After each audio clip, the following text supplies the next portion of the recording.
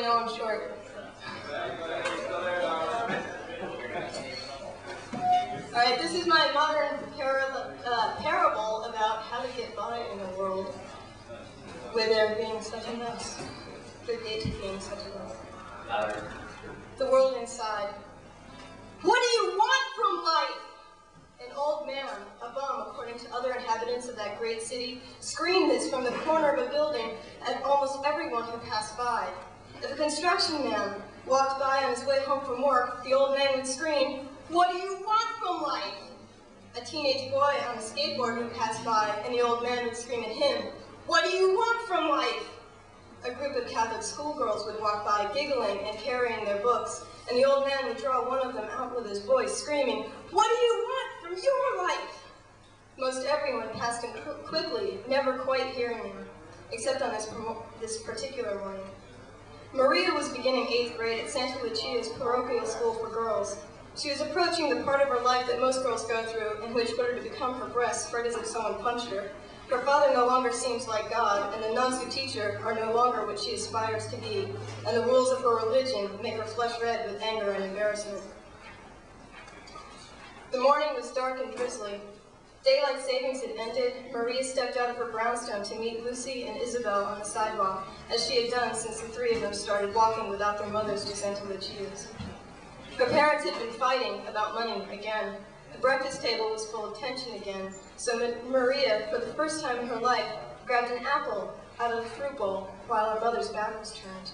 She ran out of the kitchen. After all, she was 13 and in 8th grade, the time of most first things in one's own life, and she was sick of being everyone's good little Maria. "What's the matter with you?" Lucy and Isabel chimed. "Nothing. Leave me alone." "They fought again last night." "Shut up, Isabel." "I knew it." "You shut up too. Everyone just shut up and leave me alone." Okay, jeez. "Shut up. Cállate, por favor." My Spanish is terrible. Here Maria started to run from her two best friends. Staring at the litter on the sidewalk, she ran head-on into the old man, who screamed at her, grabbing her by the lapel of her uniform blazer even. "What do you want from life?" Maria burst into angry tears and screamed. She thought uselessly into his face. "You shut up too. You're always yelling that stupid question at people, and they work and they go to school, and all you do is stick up this corner and yell at them. Well, what do you want from your life? You have nothing." Maria broke down, sobbing so hard she almost collapsed on the sidewalk, but she fell into the old man, who wrapped one arm around her shoulders. She buried her tightly braided head into the folds of his smelly, oversized overcoat and wept. Lucy and Isabel ran away from the old man and sobbing Maria, staring back over their shoulders in disbelief. The old man bent his head and said in a very low, raspy voice, "Shh, little girl, everything's all right." About 10 minutes later, Maria sucked in a lungful of air, expelled it, sniffed hard, and rubbed her wet face with the backs of her wrists. She withdrew herself from the old man's coat, looked at him widely, and asked, "Why?" The old man said, "Come with me." Maria followed him, asking herself why she was trusting him, and her heart beat faster at not knowing what was going to happen next, where he was taking her, and why she wasn't going to school like she should. At the same time, she shook her head against all those questions and kept telling herself that she had to find out. She wondered how it was that her brain could make her feel like two different people. Two roads diverged in a wood, she thought, like the poem she had to recite in front of everyone in the 6th grade. Why was she thinking of woods when she was turning a corner in the Bronx following a crazy old bum?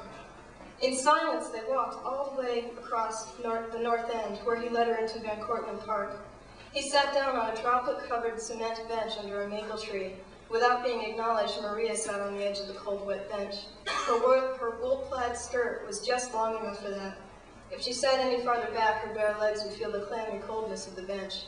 She watched the old man pull a wadded-up McDonald's cheeseburger wrapper out of his pocket. Every little crinkling sound raised the hairs on Maria's back as he slowly unbunched the paper. From the middle, he pulled out an equally wadded-up remnant of a bun and burger, but he pulled it out as if he unwrapped a jeweled gift.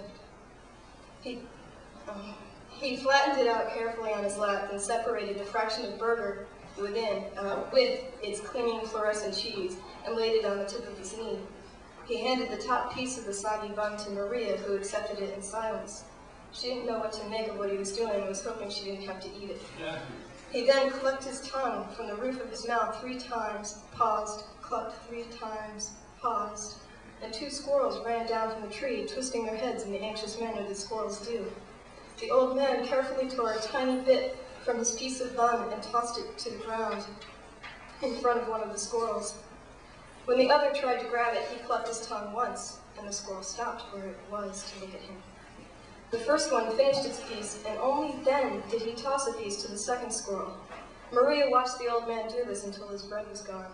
The squirrels remained, turning toward Maria when he nodded to her. She did exactly what she had watched the old man do. She was very careful not to do it too fast so that the squirrels might enjoy every nibble of her little piece of bread. And she thought, funny, usually a million pigeons in this park fighting for every crumb. And she felt something very strange inside which she had never felt before. When her bread was gone, the old man pulled the piece of burger into 2 portions. He chewed one very slowly, the same way he fed the squirrels. Maria feared she would have to eat the other portion, but when he finished that one, he patted his mouth with the yellow wrapper and inserted the second piece.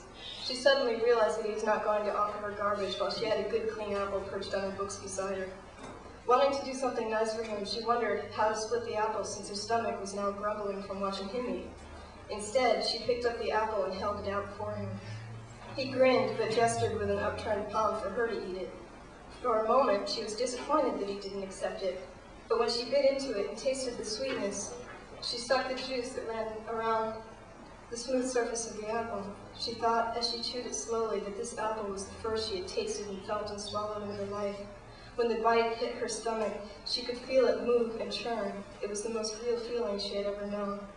As she took bite after bite of the apple, the old man got up, walked over to the nearest garbage can, bent over it, reaching into its depths.